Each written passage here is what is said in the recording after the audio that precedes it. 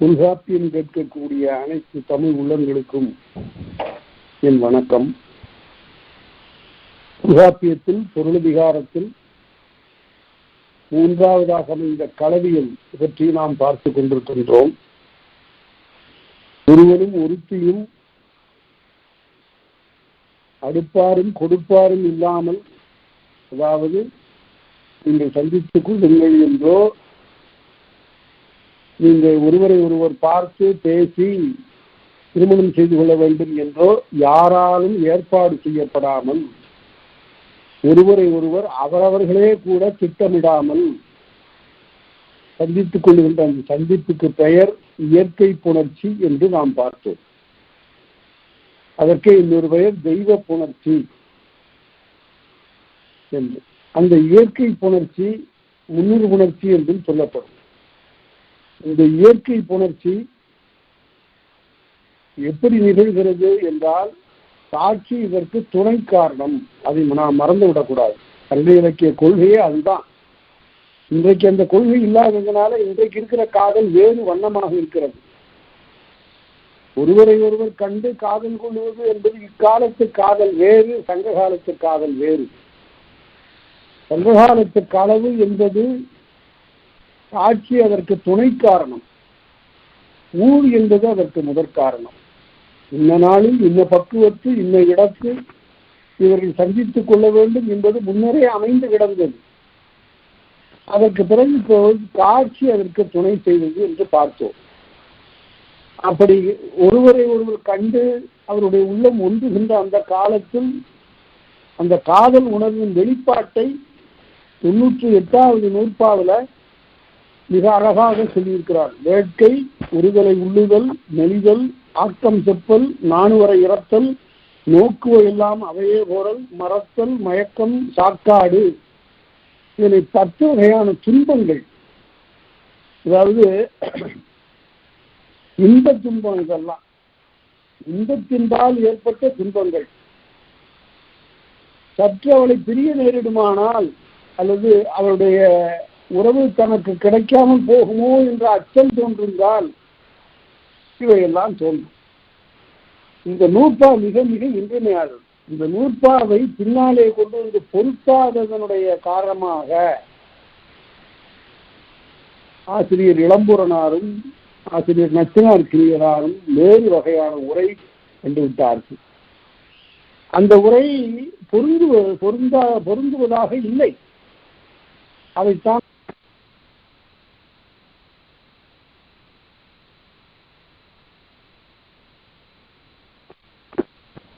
கேட்கல.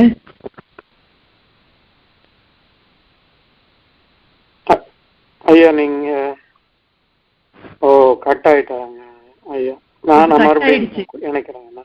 ஆமாங்க, நான் மறுபடியும் இணைக்கிறேங்க.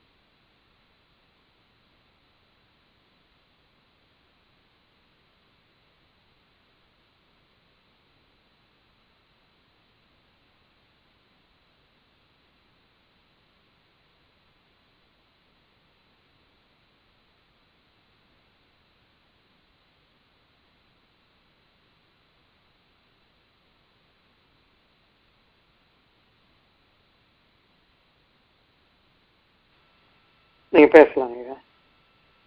சரி.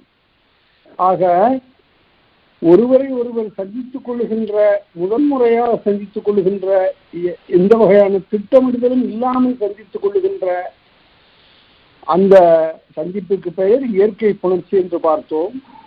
அந்த இயற்கை புணர்ச்சி உண்டாக்கக்கூடிய, அதற்கு பிறகு உண்டாகக்கூடிய 10 வகையான துன்பங்களை பற்றி 98வது நூற்பாவில் பார்த்தோம். அவற்றைத்தான் நாம் வாய்பாடாக கொண்டு 102வது நூற்பாவிலிருந்து செய்திகளை பார்க்க வேண்டும். ஆனால் அப்படி பார்க்காமல் இடம்பூர்ணரும் நச்சினார்க்கினியரும் வேறு வகையாக உரை செய்தது என்பது தமிழ் நெறிக்கும் தொல்காப்பிய நெறிக்கும் ஒத்ததாக அமையவில்லை. தொல்காப்பியத்தை இப்படி படிக்கணும், இல்லாவிட்டா தன்னை மூடிக்கொண்டு உரையாசிரியர்கள் சொன்னதே உரை என்று நாம் எல்லா இடங்களிலும் எடுத்துக்கொள்ள முடியவில்லை. சரி, இப்ப அந்த இடத்தை பார்ப்போம். பாங்கன் நிமித்தம் 12 என்ப, இது 102வது நூற்பா. 101 வரையில சென்ற வகுப்புல பார்த்திருக்கிறோம்.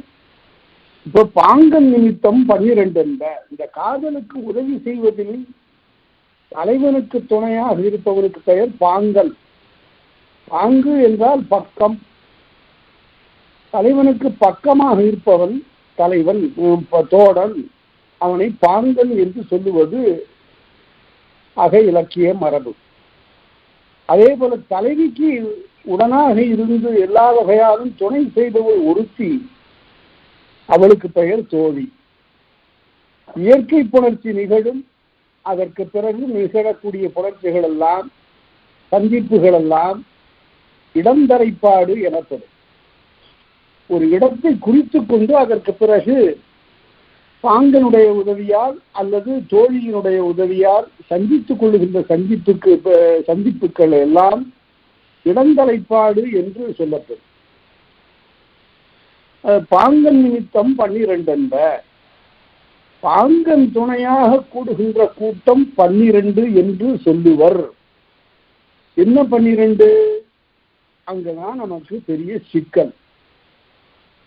அதாவது அவர் என்ன சொன்னாரு, பாங்கன் நிமித்தம் 12ன்னு சொல்லிட்டாரு. தொல்காப்பியர் எவை 12 என்று அவர் சொல்லலை, சொல்லாமல்ல சொல்லியிருக்கிறாரு. நாம அதை சரியாக உணராமல், உரையாசிரியர்கள் சரியாக உணராமல் என்ன செய்துவிட்டார்கள் என்றால், வைதிக சமயத்தவர்கள் திருமணத்தை பல வகையாக பிரித்து சொன்னார்கள் அல்லவா. பிரம்மம், பிரசாபத்தியம், ஆரிடம், தெய்வம், காந்தர்வம் என்று அந்த வைதிக சமயத்தார் சொன்ன மனநெறிகளை கொண்டு வந்து இங்கே புகுத்தி உரை கண்டார்கள். ஆசிரியர் இளம்பூரணரும் ஆசிரியர் நச்சினார்க்கினியரும். 12 மெய்ப்பாடுகள் நிகழும். பாங்கன் நிமித்தம், பாங்கனால் கூட்டப்பெறுகின்ற கூட்டம், அந்த கூட்டத்தில் 12 மெய்ப்பாடுகள் தோன்றும். அவற்றைன்னு சொல்ல வேண்டியதில்லை, அது மெய்ப்பாடுன்னு சொல்லலாம். 12 மெய்ப்பாடுகள் தோன்றும். என் வகை மனம் என்று நாம பார்த்தோம். பிரம்மம், பிரசாபத்தியம், ஆரிடம், தெய்வம், காந்தர்வம், அதற்கு பிறகு அசுரம், ராக்கதம், பைசாசம்.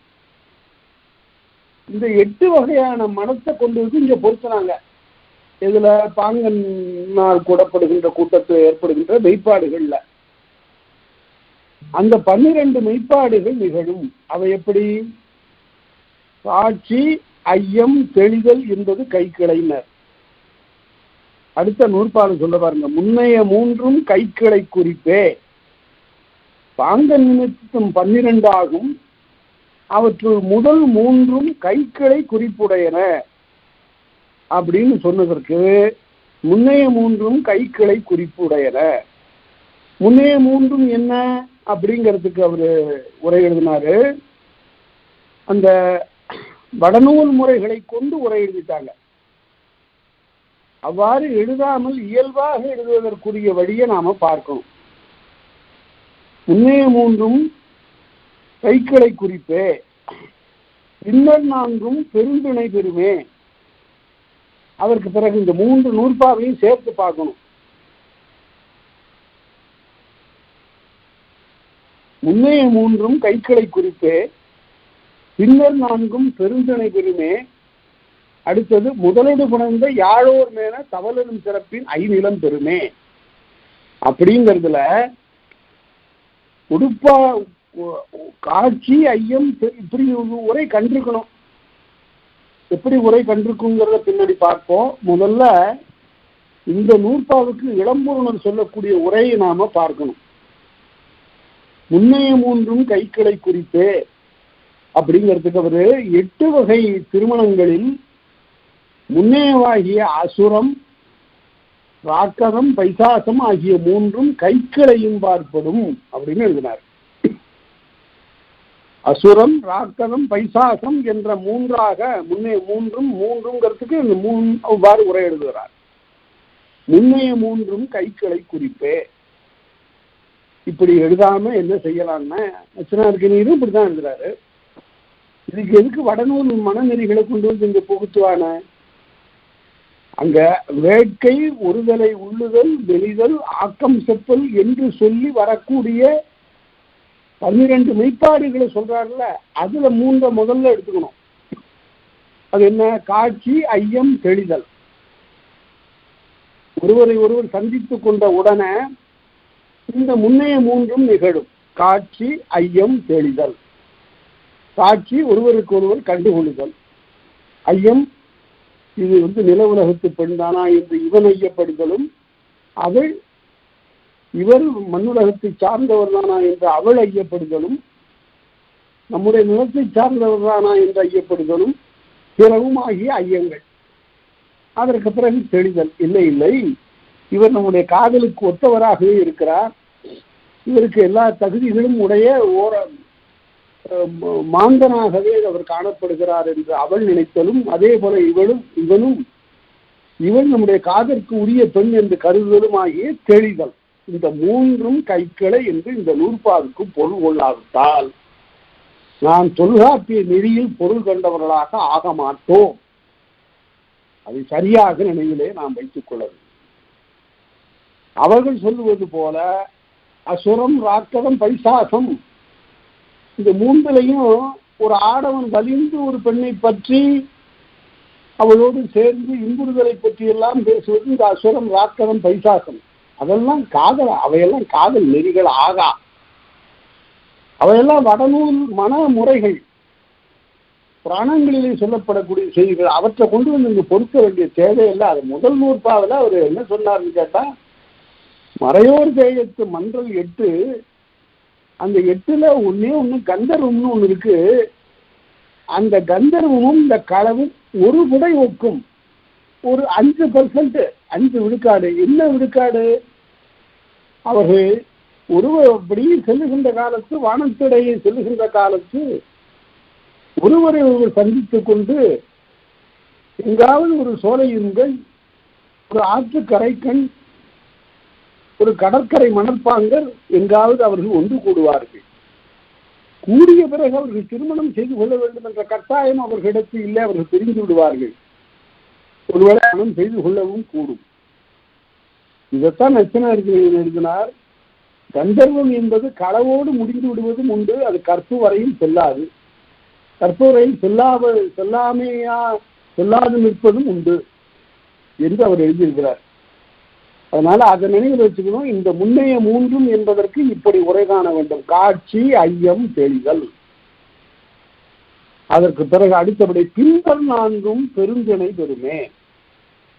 பின்னர் 4ம்னா நோக்குவையெல்லாம் அவையே போறல். அதிலிருந்து தொடங்கி 4 நோக்குவையெல்லாம் அவையே போறல், மறத்தல், மயக்கம், சாக்காடு என்று 98வது நூற்பாவில் சொல்லி இருக்கக்கூடிய 4 இங்கு பெருந்திணைக்கு எடுத்துக்கொள்ள வேண்டும். எதை பார்த்தாலும் அப்படியே காதலனாகவே இவளுக்கு தெரிகிறது. யாரை பார்த்தாலும் இப்படியே ஒரு கம்பத்தை பார்த்தா கூட, ஒரு கோலை பார்த்தாலும் கூட, ஒரு நிழலை பார்த்தாலும் கூட காதலனுக்கு அவளாகவே தோன்றுகின்றன. இதைத்தான் நோக்குவையெல்லாம் அவையே போறல். அதற்கு பிறகு மறத்தல், நினைத்து நினைத்து கடைசியில உள்ளம் அப்படியே வேறு எதையும் நினையாதவாறு எல்லாவற்றையும் மறத்தல், பிற எல்லாவற்றையும் மறத்தல் என்று பொருள்காணும். காதலியை மறந்து விடுதல் என்றோ காதலனை மறந்து விடுதல் என்றோ பொருள் காணக்கூடாது. அதை தவிர மற்ற எல்லாவற்றையும் மறந்து விடுதல். அடுத்தது மயக்கம். நினைந்து நினைந்து உள்ளம் மெலிந்து உடல் மெலிந்து கடைசியில ஒரு மயக்கம் உறுதல், சாக்காடு வரையில கூட போயிடும். இதெல்லாம் பெருந்தனை. இதெல்லாம் அளவான காதலின்பார் படாத வெளிப்பாடுகள். இந்த 4ஐயும் பெருந்தனை என்று சொன்னார். அதற்கு அடுத்தபடியாக வரக்கூடியது இப்ப நமக்கு நல்லா தெரியும், கந்தர்வம். அதுதான் முதலோடு உணர்ந்த யாழோர் மேன தவளரும் சிறப்பின் 5 நிலம் பெருமேங்கிறதுக்கு 5 நிலங்களை பெறும் என்ற நச்சினார்க்கு நேரும் இளம்பூரணர் களவு உடன்போக்கு இற்கடத்தி காமக்கிடத்தி காதற்பரத்தை ஆகியவர்களால் நிகழ்கின்ற 5 வகை கூட்டம் என்றும் பொருள் கொண்டார். அவையெல்லாம் நேரான பொருள் ஆகா. கைக்கிளைக்கு 3 பெருந்திணைக்கு 4 என்று பார்த்தோம். பெருந்திணைக்கு 4 நோக்கு எல்லாம் அவைய போறல் மறத்தல் மயக்கம் சாக்காடு இவை 4ம் பெருந்திணை என்று பார்த்தோம். இந்த 4, 3, 7 போக பாக்கி இருக்கிற 5 இருக்கிறதுனாலே இந்த 5 தான் கந்தர்வத்துக்கு நிகராக சொல்லப்படுகின்ற ஒரு களவியல். வேட்கை, ஒருதலை உள்ளுதல், மெலிதல், ஆக்கம் செப்பல், 4 வரை இறத்தல். இந்த 5ம் யாழோர் மேன யாழ் செய்து கொண்டு வரக்கூடிய அந்தரத்தில் வரக்கூடிய கந்தர்வர்களோட காதலோடு ஒக்கும் என்று இங்கும் பேசினார். அவ்வளவுதான். இனிமே அடுத்தபடியாக இடந்தலைப்பாடு பற்றி பேச போகிறார். இடந்தலைப்பாடுங்கிறது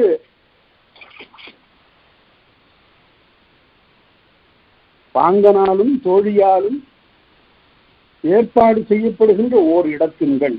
அதாவது இது வீட்டின் தலைவியினுடைய வீட்டுக்கு அண்மையில் இருக்கும்.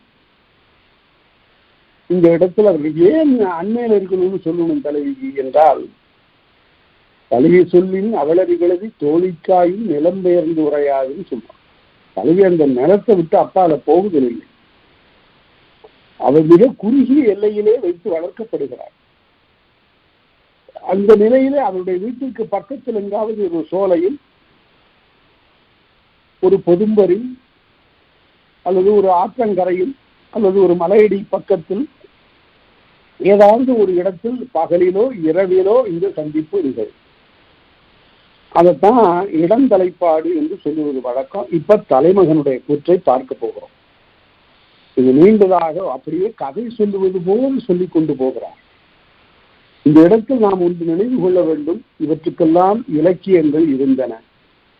அந்த இலக்கியங்களிலிருந்து அந்த பாடல்கள் என்ன சொல்லுகின்றனவோ அவற்றையே எடுத்து தொகுத்து வரிசைப்படுத்தி தொல்காப்பியர் இங்கு தலைமகனுடைய கூற்று என்று சொல்லியிருக்கிறார். அது என்ன தலைமகன் கூற்று? தலைமகன் இந்த இடத்துல அவன் உரை நிகழ்த்துவான், அதாவது அவன் பேசுவான். இது ஒரு நாடகம். முழுக்க முழுக்க புரதிகாரம் முழுமையுமே ஒரு நாடகம், நாடக உத்தியோடு அமைந்தவை. அது உண்மை வாழ்க்கையில் இருக்கக்கூடிய நிகழ்ச்சிகளை எடுத்து மிகுதியான கற்பனையின்றி அழகான ஓமைகளோடு பாடல்களாக ஆக்கி கொடுத்திருக்கிறார்கள் முன்னோர்கள். அந்த பாடல்களுடைய சாரம்தான் இங்கே அகற்றணை துறைகளாக கூற்றுகளாக சொல்லப்படுகின்றன. முதல்ல தலைமகன் சொல்லுகிறான், 2 வகை குறி பிழைப்பாகிய இடத்தும் 2 வகையான குறியிடங்கள் உண்டு. ஒன்று சந்தித்துக் கொள்கின்ற இடத்திற்கு பேர் குறியிடம். ஒன்று பகற்குறி, இன்னொன்று இரவு குறி. பகலையும் சந்தித்துக் கொள்ளலாம், இரவிலையும் சந்தித்துக் கொள்ளலாம். 2 வகை குறி பிழைப்பாகிய இடத்தும் தலைவன் சரி மாலையில இரவு 7 மணிக்கு வர சொன்னா இந்த இடத்திற்கு நான் வருகிறேன் என்று தலைவன் வந்தான். ஆனால் தலைவி வரவில்லை. அந்த நேரத்துல தலைமகன் சொல்லுவான். யாரிடம் சொல்லுவான்? தாங்களிடம் சொல்லலாம், அல்லது தன் மனத்துக்கே சொல்லிக் கொள்ளலாம். 2 வகை குறி பிழைப்பாகி இடத்தும். அடுத்தது தானா வகையில் பொழுது நனி இகப்பினும். நேரம் போய்கொண்டே இருக்கிறது. பொழுது நனி இகப்பினும். இகத்தல் என்றால் நீந்துதல். காலம் போய்கொண்டே இருக்கிறது, என்ன செய்வது என்று ஒரு கலக்கத்தோடு இருக்கக்கூடிய நிலை. இரண்டாவது கூற்று, காணா வகையில் பொழுது நனி இகப்பினும். ஐன்ஸ்டீன் ரொம்ப அழகா சொல்லுவாரு, இந்த காலம் நேரம் மணி எல்லாம் எல்லாருக்கும் ஒன்று போல இல்லை. காதலனும் காதலியும் பூங்காவிலே சந்தித்து பேசிக் கொண்டிருந்தார்கள். அவர்கள் மாலையில சந்தித்தார்கள். பொழுது போய்கொண்டே இருந்தது. எவ்வளவு நேரம் பேசினார்கள் என்பது அவர்களுக்கே தெரியல. ஆகா, இவ்வளவு நேரம் ஆகிவிட்டதா என்ற ஒரு உணர்வு. அப்போதுதான் இவ்வளவு நேரமா நாம் பேசி இருக்கிறோம் என்று. அவர்களை பொறுத்தவரையில் 3 மணி நேரம் பேசியிருந்தால் அது 3 மணித்துளிக்கு சமம். அதே சமயத்தில் அதே காதலர்கள் பிரிந்திருக்கின்ற போது 1 மணி நேரம் என்பது ஒரு ஊழி. அதனால நேரம் எல்லாருக்கும் ஒன்று போல இல்லை. ஐன்ஸ்டீன் சொல்லுகிறார், அடுப்புக்கிடையிலே கிடந்து நலிகின்ற ஒரு பெண், அவளுக்கு நேரம் வேற வருமாறு. அதே போல இன்ப சுற்றுலா செல்லக்கூடிய ஒருவனுக்கு வருகின்ற நேர போக்கு வேறு வகையான. அதைத்தான் சொல்லுகிறார். தலைவியை காணா வகையில் பொழுது நனி இகப்பினும். அடுத்தது 3வது, தான் அகம்புகான். அகம்ங்கிறது இந்த இடத்துல குறியிடம், பகற்குறி இரவு குறிக்காக அமைந்த இடம். தான் அகம் புகான் பெயர்கள் இன்மையின். புகான் பெயர்கள் இன்மைன்னா கண்டிப்பா வந்துருவான், அதுல ஒன்றும் பிழையே இருக்காது.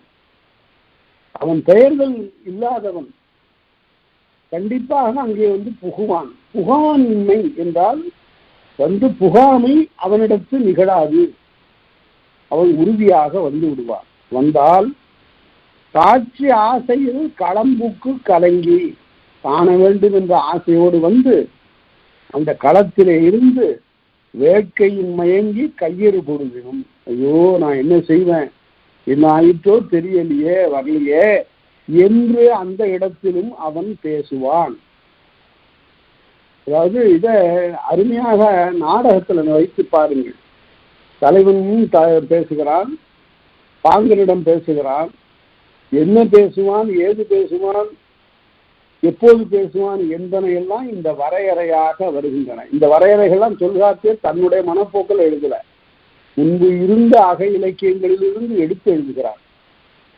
குறியிடம் வந்து புக தவறாதவன் ஆதலால் அவன் காட்சி ஆசைகளை உள்ளம் கலங்கி சொல்லுகிறான். அருமையான இதுக்கு ஒரு நிகழ்ச்சி வேண்டும் என்றால், இந்த உத்தமபுத்திரன் ஒரு படம் வந்தது. அந்த உத்தமபுத்திரன் ஒரு காலத்துல பி.யு. சின்னப்பா நடித்தார். ஒரு பெரிய அருமையான கலைஞர். அவர் நடிப்பு மட்டுமல்ல, பல வகையான இசை கருவிகள் எல்லாம் இசைக்கக்கூடிய ஆற்றல் உள்ளவர், பாடுவார்.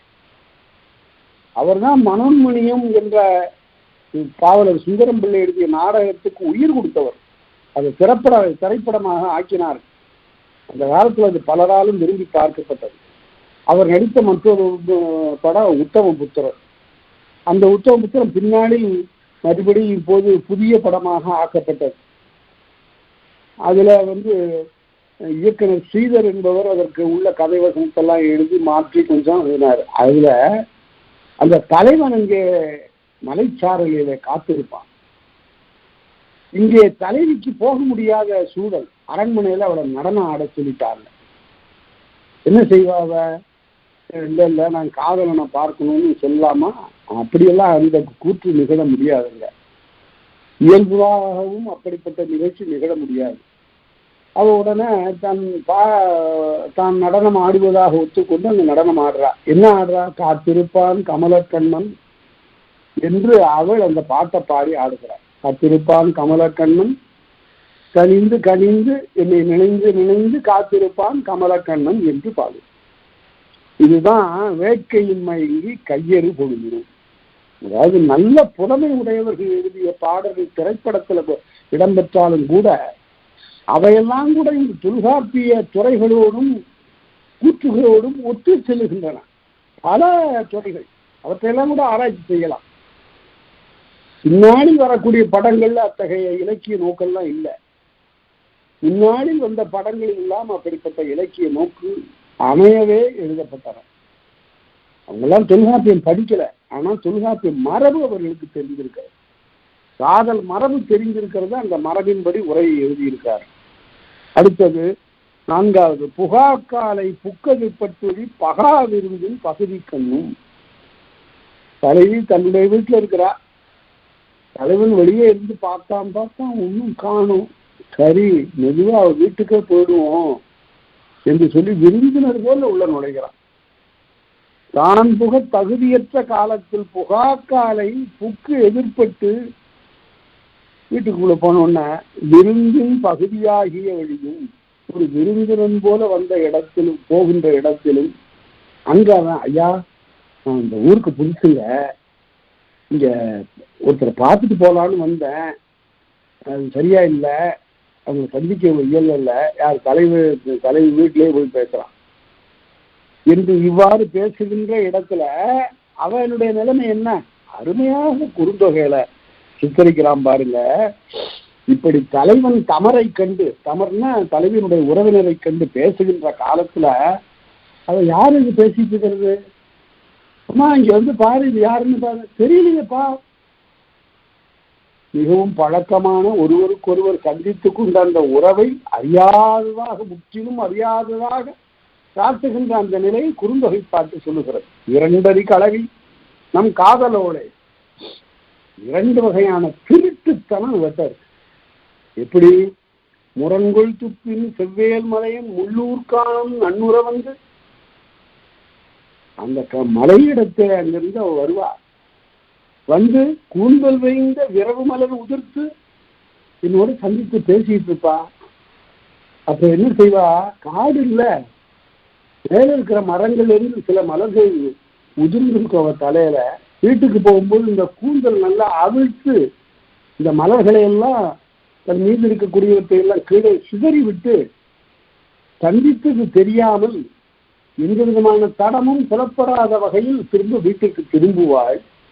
கூந்தல் வேய்ந்த விரவு மலர் உதிர்த்து சாந்துளர் நறுங்கதுப்பு எண்ணெய் மீறி அந்த சந்தனம் தரவப்பட்ட கன்னங்களை எல்லாம் எண்ணெயை போட்டு தொடச்சி எடுத்துட்டு அமரா முகத்தளாகி கொஞ்சம் கூட பொருந்தாத ஒரு முகத்தோடு, முற்றிலும் வேறுபட்ட முகத்தோடு சமரோரன்மை வைகரையானே போய் அங்கு காலையில வேற வகையாக இருப்பாள். இவரிடத்து 2 வகையான உணவு, அதைத்தான் பின்னாடி பார்த்து எழுதினார் கண்ணதாசன். 2 மனம் வேண்டும் அப்படின்னு எழுதினார். அதனால இவரிடம் 2 வகையான உள்ளங்களை இவர் கற்பித்துக் கொள்கிறார். ஒன்று காதலனுக்கு நெருக்கமாக அறிமுகமான உள்ளம், இன்னொன்று அவனை யாரோ என்று கருதக்கூடிய அயலானாக கருதக்கூடிய உள்ளம். இவை 2ஐயும் இந்த துறை காட்டுகிறது. அடுத்தது 5வது, வேளாண் எதிரும் விருப்பில் தலைவி உதவி செய்ய கண்டு. அது என்ன உதவி? நான் வந்து குறியிடத்துக்கு வருகிறேன் என்று சொன்னவாறு அவள் வருகிறாள், அதுதான் உதவி. குறிக்கண் எதிர்ப்படல் என்று எழுதுகிறார் இளம்பூர்ணர். சொன்ன இடத்துக்கு அவர் சொன்னவாறு வந்துட்டான். அதுதான் வேளாண்மை என்றால் உதவி செய்தல் என்று பொருள். என்ன சொல்லு பாருங்க. அது வேளாண்மைங்கிறது என்ன? இந்த காலத்துல விவசாயங்கிறான். விவசாயங்கிறது வட சொல். வேளாண்மைங்கிறது அருமையான தமிழ் சொல். வேளாண் என்று சொல்ல, வேளாண் பல்கலைக்கழகம் என்று சொல்லலாம். வேள் என்றாலே மண்ணுக்கு உரியவன் என்று பொருள். ஆடு விடலை கோவேள் புருசில் தோன்றல் இன்னென்ன தலைமக்கள் பெயரே என்று சொன்னான் இலக்கண ஆசிரியர். இதெல்லாம் தலைமக்களுக்குரிய பெயர்ல வேள் என்பது தலைவனுக்குரிய பெயர். அந்த காலத்துல மிகப்பெரிய தமிழறிஞர்களுக்கு தமிழ வேள் அப்படின்னு பட்டம் கொடுத்தாங்க. தமிழுக்கு தலைவனவன். கரந்தை தமிழ்ச்சங்கத்தை தோற்றுவித்த ஒரு பெரியவருக்கு பெயர் தமிழவேள் உமாமகேஸ்வரனார். அவர் அந்த காலத்துல அந்த தமிழ்ச்சங்கத்தை தோற்றுவிக்கலைன்னா இந்த பகுதிகளெல்லாம் மிகப்பெரிய அறிஞர்கள் தோன்றியிருக்க வாய்ப்பு இல்லை. 4ஆம் தமிழ்ச்சங்கத்தை மதுரையில பாண்டித்துறை தேவர் தோற்றுவித்தார் என்றால் அதனை தொடர்ந்து 1909 கரந்தை தமிழ்ச்சங்கத்தை தோற்றுவித்தார் தமிழவேள் உமாமகேஸ்வரனார். அவருக்கு தமிழவேள் என்று பட்டம். வேள் என்றால் தலைவன் என்று பொருள், மண்ணுக்குரியவன் என்று பொருள். வேளாண்மை என்றால் உதவி செய்தல் என்று பொருள். அதனால வேளாண் எதிரும் விருப்பின் கண்ணும். தலைவி உதவி செய்ய கண்டு அதனை விருப்போடு ஏற்று அவளை சந்தித்தல் 5வது. அடுத்தது தாளான் எதிரும் பிரிவினானும். முயற்சி காரணமாக ஏதாவது ஒரு முயற்சி செய்ய வேண்டும், ஒரு பொருள் ஈட்ட வேண்டும், அல்லது வேந்தன் பகைக்கு அனுப்புவான், இப்படி வேறு செயல் காரணமாக தலைவியை பிரிய நேரிடும். தாளான், தாள் என்றாலே முயற்சி என்று பொருள். தாள் என்றால் கால் என்று பொருள். பெரும்பாலான வினைகள் காலால் செய்யப்படுவன ஆதலின் தாளாண்மை என்றால் முயற்சி என்று பொருள். முயற்சிக்கு காரணமாக எதிர்கின்ற பிரிவினானும். சிறு பிரிவு, இந்த பிரிவுக்கு பெயர் அண்மைக்கால பிரிவு. இந்த பிரிவுக்கு பெயர் ஒரு வழி தனத்தல். தனத்தல் என்று சொல்ல வேண்டும். தன்னகரம் ஒரு வழி தனத்தல், சிறிது காலத்திற்கு பிரிதல் என்று பொருள்.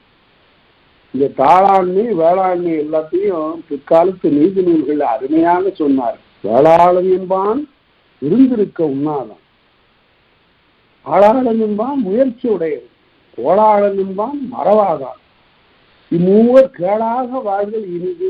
இந்த 3 பேரும் உறவாக நாம் வைத்துக் கொள்ள வேண்டும் என்று சொன்னார். சரி,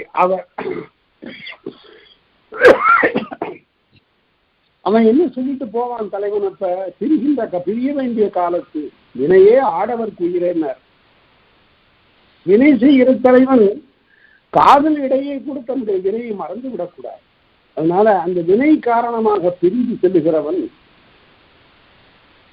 ஏதேனும் ஒரு தொழில் பொருட்டாக, பகையை தனித்தற் பொருட்டாக, போர் செய்தற் பொருட்டாக பிரிகின்ற காலத்து என்ன சொல்லுவான்? இன்றே சென்று வருவது நாளை. அருமையா இலக்கியம் சொல்லுகிறது. இன்று சென்று நாளைக்கு வந்துடுவேன் என்று சொல்லிவிட்டு வருவது நாளை. குன்றிழி அருவியின் வெந்தேர் முருக.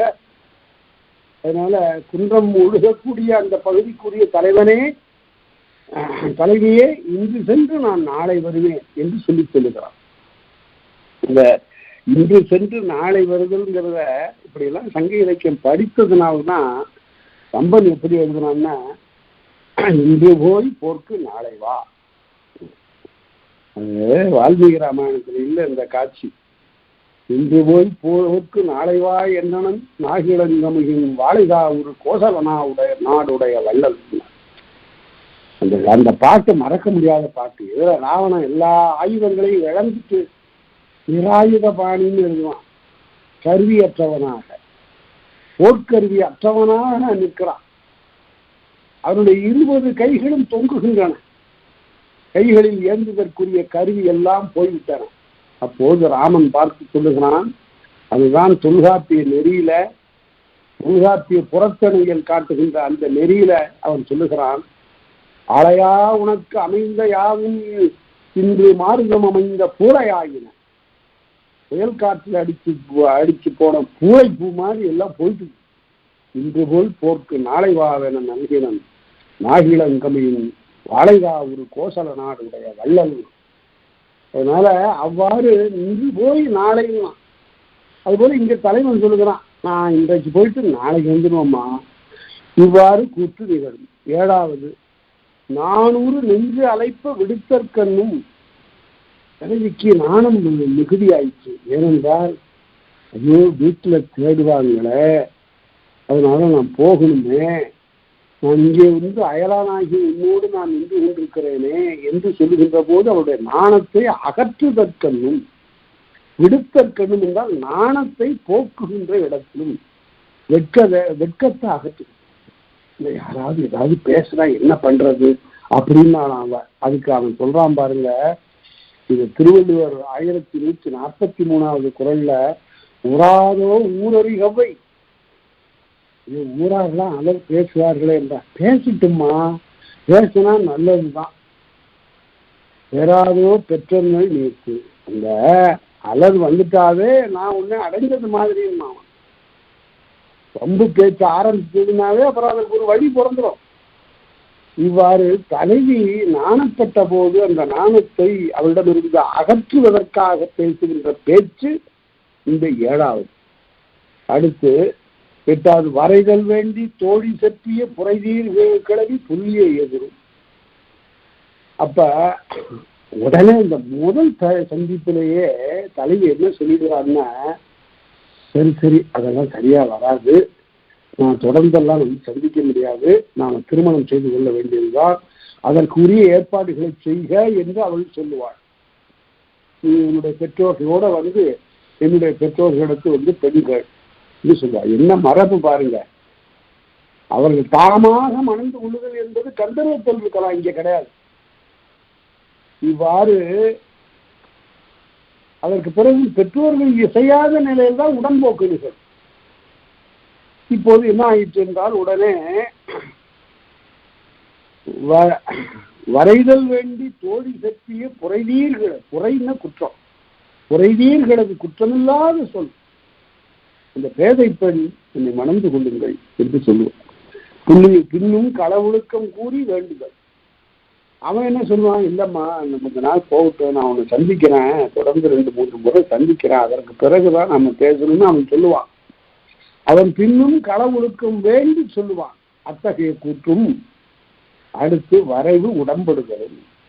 வரைதல் என்றால் மணந்து கொள்ளுதல் என்று பொருள். தனக்கென்று வரையறைப்படுத்திக் கொள்ளுதல், உறவை மிக நெருக்கமாக ஆக்கிக் கொள்ளுதல், வரைவு உடம்படுதல். சரி, நான் அதற்கே ஏற்பாடு செய்ய. ஆங்கதம் புறத்தும், அதற்கு பிறகு அந்த வரைவு நிகழ்ச்சி நிகழ்கின்ற காலத்திலும் குறைவிட வந்த மறுத்தலோடு, சில சமயங்கள்ல அதெல்லாம் இல்லை அப்படின்னு சொல்லி அங்க அவளுடைய பெற்றோர்கள் இவனுக்கு இசையாத நிலையில குறைவிட வந்த மறுத்தலோடு, இந்த பாருப்பா, இந்த பக்கத்துல எல்லாம் நீ பெண் பார்க்காத, உனக்கு உரிய பெண் இங்கெல்லாம் இல்லை என்று மறுத்து விடுகிறார். அவள் மீனறி பரதவர் மகள், அவள் கடல் சேர்ப்பனுடைய மகள், கடலில் மீன் பிடிக்கக்கூடிய ஒருவனுடைய மகள். இவனோ வேறு நிலத்திலிருந்து அங்கிருந்து இவளை பார்த்து காதல் கொண்டு பிறகு மனம் செய்து கொள்ள வேண்டும் என்று அவளுடைய தோழியிடம் சென்று கேட்கிறான். அம்மா, உன்னுடைய தலைவியை நான் விரும்புகிறேன், நான் மனம் செய்து கொள்ள வேண்டும் என்று சொல்லுகிற போது அருமையான ஒரு பாடல், நலம் சார் விழுப்பொருள் கொடுப்பினும். அந்த காலத்துல இருந்த பழக்கம் என்னன்னா, பெண் வீட்டாருக்கு மணமகன் ஏதாவது பொருளை கொண்டு கொடுக்கணும். நான் இவளோடு இல்லறம் நடத்துவதற்கு அடையாளமாக இந்த பொருள்களை எல்லாம் நான் இப்போது கொண்டு கொடுக்கிறேன். அதற்கு பெயர் பிற்காலத்துல பரிசம் ஆச்சு. பரிசம் போடுறது. அந்த காலத்தில் இவ்வாறு மகற்கொடை நிகழக்கூடியவர்களுக்கு அளிக்கின்ற ஒரு அன்பு பொருள். நலம்சால் விழுப்பொருள் களம் நிறை கொடுப்பினும், கலங்கலமா கொண்டு நீ கொடுத்தாலும், பெறலரின் குறைகளாயின் அறம் தெரிந்து நாமுறை தேன் மறுபெயர்ந்து அவனோடு இருநீர் சேர்த்தின் உப்பொடு உடந்தும். அப்படி சொல்லிட்டா அதெல்லாம் இங்க நடக்காதுப்பா, நீ போயிட்டு வான்னு சொல்லிட்டா உடனே நான் சும்மா விட்டுருவேனா?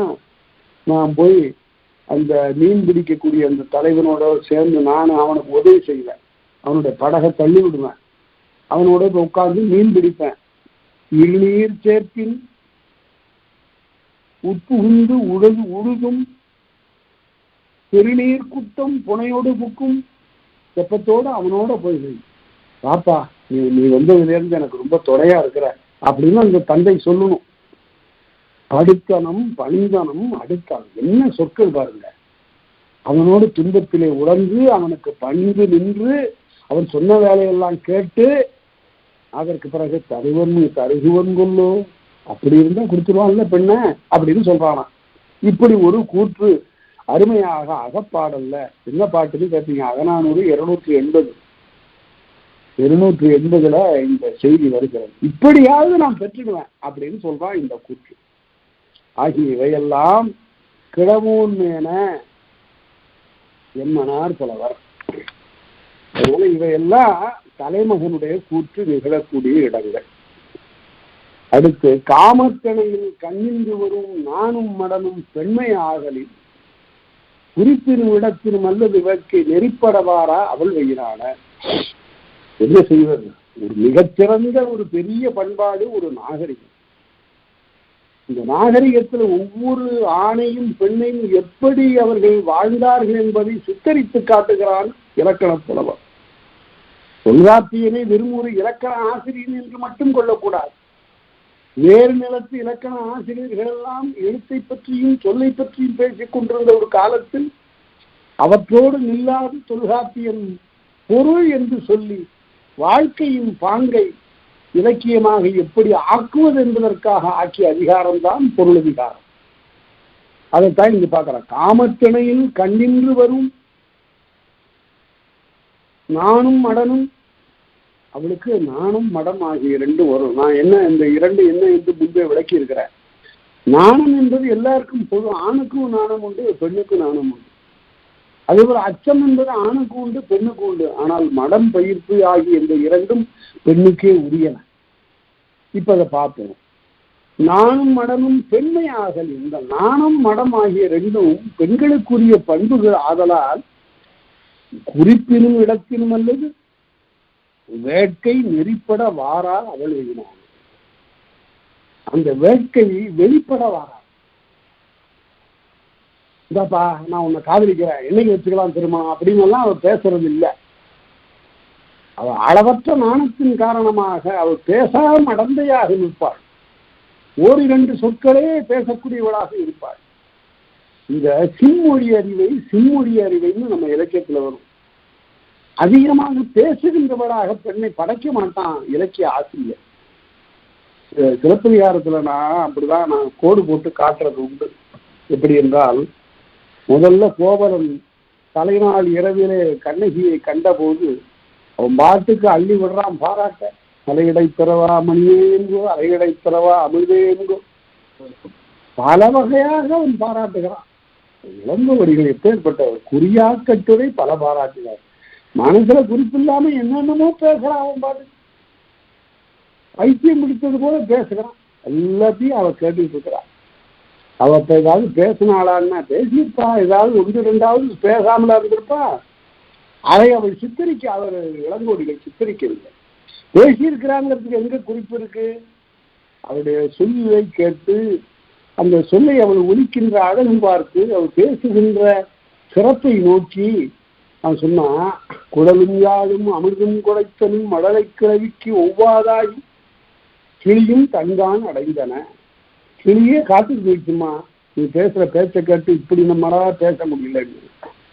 குடலும் யாழும் அமிர்தம் குறைத்ததல்லவா உன்னுடைய பேச்சு அப்படின்னு சொல்றதுல இருந்து அவள் ஏதோ பேசியிருக்கிறா, ஆனால் காட்டவில்லை. அதுதான் நாடகம். உலகத்தில் நிகழ்ந்ததையெல்லாம் நிகழ்ந்தவாறு காட்டுதல் நாடகம் இல்லை. எப்படி இருக்கணுமோ அப்படிதான் காட்டும். ஏதோ பேசினான், கோவலன் பேசிய பேச்சே காட்டினார். அதற்கு பிறகு அடுத்தபடியாக அவளும் தோழியும் தேவந்தியும் சந்தித்துக் கொள்ளுகின்ற காலத்துல, என்னுடைய கணவனை நான் பிரிந்திருக்கிறேன், உள்ளம் வருந்தி இருக்கிறேன், அப்போது நான் ஒரு கனவு கண்டேன் என்று தான் கண்ட ஒரு தீய கனவை தேவந்தியிடம் சொன்னவுடன் தேவந்தி அந்த இடத்துல சுருக்கமாக இந்த கனவை சொல்லுகிறார். தேவந்தி உடனே சொல்லுகிறாள், இந்த ஊரில் இருக்கிற சோமகுண்டம் சூரிய குண்டம் என்ற ரெண்டு குளம் இருக்கு, அங்க போய் குளித்து மூழ்கிட்டு அங்க மன்மதனுடைய கோயில் இருக்கு, அங்க போய் நாம் வழிபாடு செய்தால் உனக்குள்ள குறை போகும் சொல்லுகிற போது ரெண்டு சொற்களை சொல்லுகிறார். வீடு அன்று, அவ்வளவுதான். எமக்கு அது தகுதி உடையது அன்று. அப்படியெல்லாம் காம வேலையெல்லாம் போய் தொடக்கூடிய நெறி உடையவள் இல்லை நான். எனக்கு என்னுடைய கணவனை தொழுதலே என்னுடைய கடனாகும் என்பதையெல்லாம் அடக்கி வீடு அன்றுன்னு ரெண்டு சொல். அப்புறம் கோவலன் வந்துடுறான். வந்த உடனே எல்லா பொருளும் போயிடுச்சுன்னு அப்ப மூணு சொல் சொல்றான். முதல்ல ரெண்டு சொல், இப்ப மூணு சொல். சிலம்பு உள கொள்க. எல்லாம் போயிடுச்சு அப்படின்னு வருகிற போது கவலைப்படாதீங்க, இதோ என்னுடைய கார் சிலம்புகள் இருக்கின்றன, இவற்றை விற்று நாம் எல்லாவற்றையும் செய்யலாம் என்று உணர்த்துகின்ற வகையில மூன்று சொல். சிலம்பு உள கொள்க. அப்புறம் ரெண்டு பேரும் பயணப்பட்டு வேற்றூர் போகிற போது பேசாமல் உடனே வருகிற போது கால் வலிக்குது, இன்னும் பூம்புகாரே விட்டு நகரல, அப்படியெல்லாம் நடந்து பழக்கம் இல்லை, காலில் கொப்புளங்கள் கொண்டு விட்டன. அப்போது அவ கேட்டா மதுரை மூதூர் யாது. மூன்று சொற்கள். இப்படி சிறிது சிறிதாக ஏன் பேசிட்டு இருக்கிறவளா காட்டணும் என்றால் அதிகமா பேச போறான். பேராமன்னா செப்புவதுடைய கொட்ட போறாங்க வழக்கு மன்றத்துல. அப்படி பேசாதவள் பேசினாள் என்று சொல்லுகின்ற போதுதான் நமக்கு வியப்பும் அதிர்ச்சியும் ஆகிய வெளிப்பாடுகள் எல்லாம் தோன்றும். இதுதான் நாடகத்தை அப்படி வளர்த்து கொண்டு போகிற ஒரு நெறி. அதைத்தான் இங்கேயும் பார்க்கிறோம். உண்டார்கள் அல்லது அடிமரா காமம் போல் கண்டார் மகிழ் செய்தல் இன்றுன்னு எழுதினார் திருவள்ளுவர். கல்லு எடுத்து உண்டவர்களுக்கு தான் கல்லு, ஆனா காதல் என்பது பார்த்து கொண்டாலே போதுமே அப்படிங்கிறார் திருவள்ளுவர். அதனால அதைத்தான் பின்னால ரொம்ப அருமையாக பற்றியெல்லாம் எழுதியிருக்காரு. அதை பிறகு பார்ப்போம். காமம் சொல்லா நாட்டம் இன்மையும், இந்த கண் இருக்குத, இந்த கண் தன்னுடைய விருப்பத்தை முந்தி அது சொல்லிவிடும். காமம் சொல்லா நாட்டம் இன்மையும் ஏமுறை இரண்டும் உளவென முடிவ. நானும் மடம் என்று மேலே சொன்னார்ல, அதுதான். இந்த ரெண்டு பண்புகளும் எதற்காக? அவையெல்லாம் தலைவிக்கு கவசங்கள். தலைவியை காப்பாற்றக்கூடிய இந்த நாணம் மடம் என்பன ரெண்டும் படைக்கலங்கள் சொன்னான் புலவன் புகழேந்தி நலவென்பாவில. நாற்குணமும் நாற்படையான்னு சொன்னான். 4 குணங்கள் என்பது அவளுடைய வெளிவு அல்ல, அது வலிவு. அவை 4 நற்பண்புகள் அவளை பாதுகாப்பன. காமத்தை சொல்லாத கண் உலகத்தில் இல்லை. எனவே அவற்றை எப்படி வெளிப்படுத்துவது என்பதற்கு தடையாக இருப்பன இந்த நாணமும் மடனும். இது தலைவர்களை பாதுகாப்பன என்று எழுதினார் இளம்பொருளர். அடுத்து சொல்லுதல் மொழிதல் அருமைத்தாகலின் அல்ல கூற்று. அடாடா, அல்ல கூற்று. அந்த இடத்துல என்ன? பேசாமை இருப்பதே அவள் வயிறான அவளிடத்து உடம்படாத கூற்று. இசைவு இல்லாதவள் போல காட்டுதல் அல்ல கூற்றுங்கிறது. இசைவு இல்லாதவள் போல கண்ணினாலே சற்று மறுத்து காட்டுதல். அது கலித்தொகையில ரொம்ப அறிவா சொல்லு. என்ன பேசிட்டே இருக்கிறையா, நீ யார், நீ சொல்லலோம்பு, இன்னும் அதிகமா பேசாத என்று சொல்லுகிறாள் அந்த கலித்தொகை கலை. அதனால இவள் தான் அதிகமாக பேச மாட்டாள், தன்னை அதிகமாக பாராட்டி பேசுவதற்கும் இடம் கொடுக்க மாட்டாள். இப்படி ஒரு கட்டுப்பாட்டிலே இருக்கக்கூடிய நிலையில் இருப்பதுதான் தலைவியினுடைய பங்கு. இவன் பேச பேச அவள் என்னங்கிறத காட்டுறாரு. இப்ப முதல்ல தலைவன் கூற்று பார்த்தோம். அவன் பேச பேச இவருடைய நிலை என்ன? இவ பேச மாட்டான். ஏன் பேச மாட்டா? நாணம் மடம் காரணமாக இவ பேச மாட்டான். அடுத்தது தலைவி கூற்று. மறைந்தவர் காண்டல் மறைந்து பார்த்தல். சினிமா பாட்டு நினைவுக்கு வரணும். மறைந்திருந்து பார்க்கும் மர்மம் என்னன்னா, அதாவது அங்க தலைவன் மறைந்திருந்து பார்க்கிறான், இங்கே நம்முடைய இலக்கியத்துல தலைவி மறைந்திருந்து பார்க்கிறான். அதுல ஒரு மகிழ்ச்சி. நேராக பார்க்க முடியாது, யானோக்குங்காலே நிலநோக்கும் தான் திருவள்ளுவர். அதனால அவள் மறைந்திருந்து பார்த்து மகிழ்ச்சி அடைகிறாள். அவள் காணாமல் காணுதல்.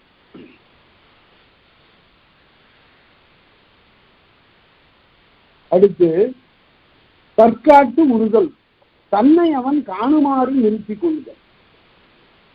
அவனுடைய பார்வையில படுகின்ற வகையில அவள் நிற்றல்.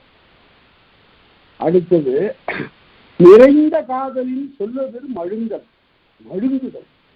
அதாவது எதிர்மொழி கூறாமல் அப்படியே நிற்றல். இந்த மூன்றும் கூற்று நிகழாமை.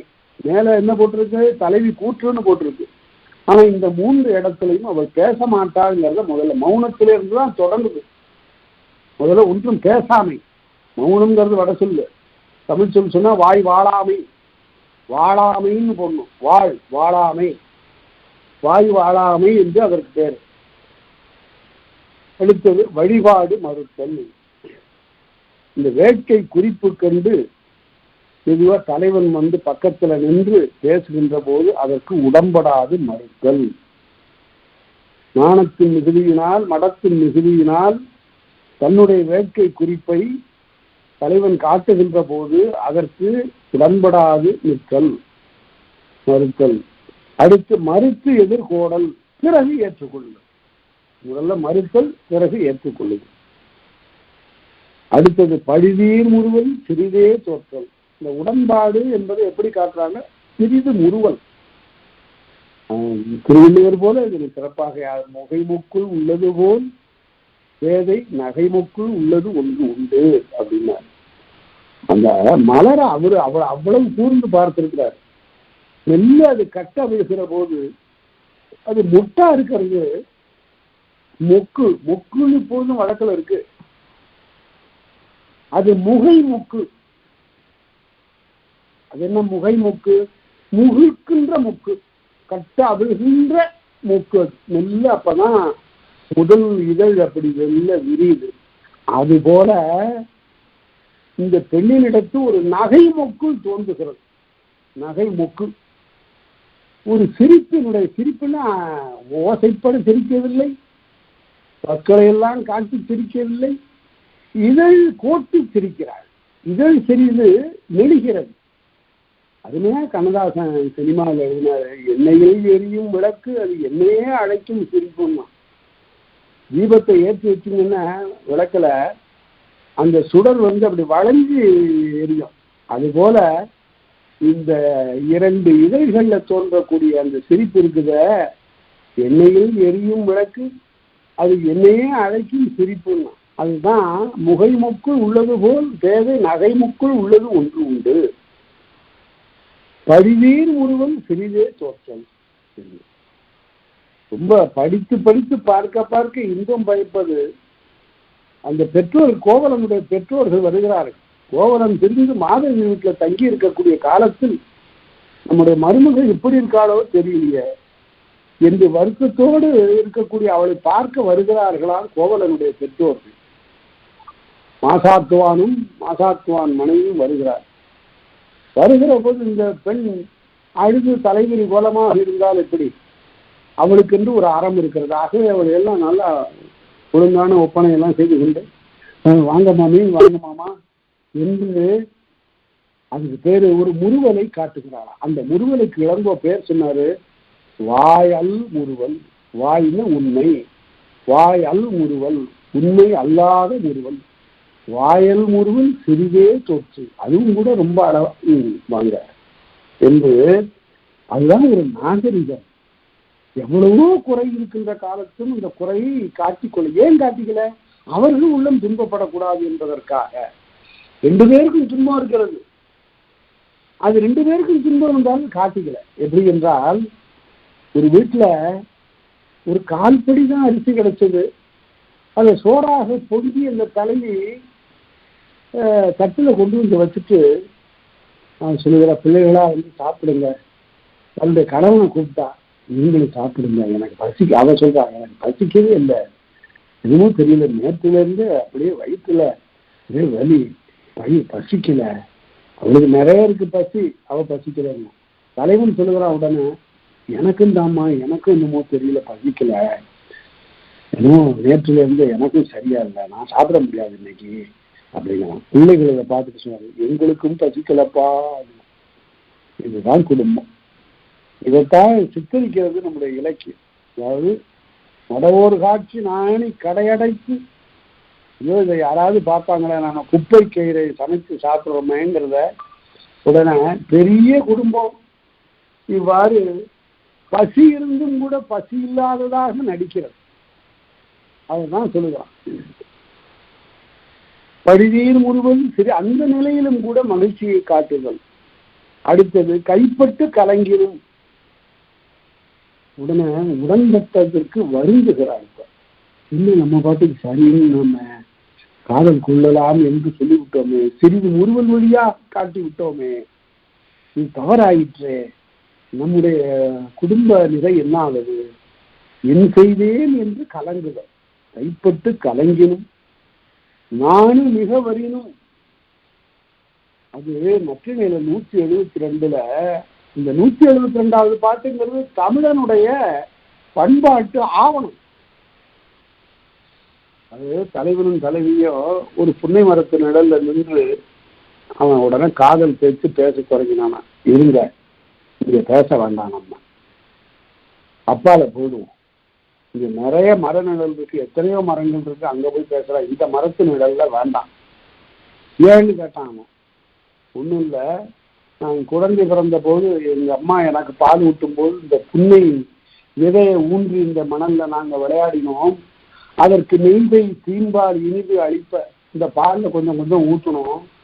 அது வளர்ந்து அப்படி வருகிற போது எங்க அம்மா சொன்னா, இது உனக்கு தங்கை முறை, உன்னோடு வளர்ந்தது இந்த புன்னை மரம் உன்னுடைய தங்கை என்று சொன்னா. அதனால உடன் பிறந்தவளாகிய இந்த புன்னை நிழல்ல நின்று நாம் காதல் மொழி பேசுவது அறமாகுமா? அதனால அப்பால விடுவோம் வா என்று அந்த 172வது பாடல் பல இடங்களிலும் பேசப்படும். அசுரனை ஒரு மரம் அதை கூட தன்னுடைய நாணத்திற்கு உரியதாக, தன்னுடைய காதலை வெளிப்படுத்த கூடாத இடத்திற்குரியதாக கருதக்கூடிய இந்த நாகரிகத்தை உலகில் வேறு எங்கும் கண்டிருக்க முடியாது. இப்படிப்பட்ட 172வது பாடல் போல ஒரு பாடலை உலக இலக்கியம் எதுவும் படைக்கவில்லை. சரி, அடுத்து இருக்கட்டும். நானும் மிகவரினும் இட்டு பிரிவு இறங்கினும் தலைவன் சரி போயிட்டு வர்றேன் என்று சிறிய பிரிவை காட்டி அப்பால் போகின்ற காலத்தில் அந்த பிரிவுக்காக இறங்கி முடியக்கூடிய இடத்திலும் அருமை செய்து அயர்த்தினும் தலைவன் தனக்கு அரியானாக போய்விடுவானோ என்று அயர்தல். போறான திரும்ப வந்துடுவானா, நம்மை பெண் கேட்டு வருவானா என்று அயர்த்தல். வந்தபடி எண்ணினும் திரும்ப மறுபடியும் இடந்தலைப்பாடு பெற்று வருகிறான். வருகிற போது வாராத போது அப்படியே துடித்தா. வந்த போது என்னையா வந்துட்ட, திருமணத்துக்குள்ள ஏற்பாடு நடந்துதான் இல்லையா? 1179 குரல் குறித்து வச்சிருக்கிற 1179வது குரல், வாராக்கால் துஞ்சா ஆயிடை வரின் துஞ்சான். தலைவன் வரவில்லையே என்று கண் கலங்கும். அப்புறம் அவன் வந்துட்ட பிறகு அப்பவும் இந்த கண்ணு தூங்காது, என்ன போயிடுவானோ என்று அது ஆக மொத்தத்துல தலைவிக்கு உறக்கமே இல்லை என்பதை அதை சொல்லுகிறான். வந்தவழி எண்ணினும் அவ்வாறு கழித்தாலும் விட்டு உயிர்த்து அழுங்கினும் மனம் விட்டு ஓடியிடம் சொல்லுகிறார். ஓடியிடம் மறையாது சொல்லி வருந்துகிறார். என்ன சொல்லுகிறார்? எனக்கு அவனுக்கு இப்படி ஒரு சந்திப்பு ஏற்பட்டது தோழி, நான் அதை இப்பதான் உங்ககிட்ட சொல்றேன். இனிமே நான் இதை அறிவிப்பேங்கொள் அறிவியேங்கொள், பெற்றோர்களிடம் சொல்றதா இல்லையாங்கிறத நீதான் சொல்லணும். இருவார்பட்ட சூழ்ச்சி ஒருவார் சேர்ந்தென்று தோழி, நினைச்சு மறுகிற என்ன செய்யறதுன்னு தெரியல. பெற்றோர்களிடம் சொல்ல வேண்டும் என்றால் நீதான் சொல்லணும். அப்படி சொல்லலாமா சொல்ல வேண்டாமா என்று அகநானூற்றில் 52வது பாட்டில் இதை பற்றி கூத்து நிகழ்கிறது.